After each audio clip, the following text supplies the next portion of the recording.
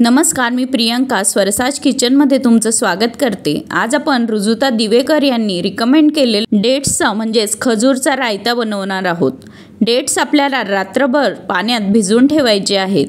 1 वाटी घरी बनवलेलं घट्टसर दही, त्यात डेट्सचे तुकडे आपल्याला घालून घ्यायचे आहेत। त्यानंतर यात चवीनुसार काळं मीठ आपण टाकून घेणार आहोत।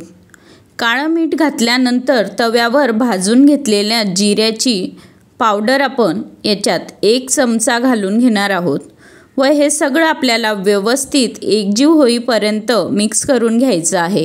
हा डेट्सचा रायता उन्हाळ्यात तुम्ही खाऊ शकता। यामुळे हेअर लॉस कमी होतो, तसंच हिमोग्लोबिन लेवल मेंटेन होते व जे मूड स्विंग्स आपले होतात ते देखील बऱ्यापैकी कमी होतात।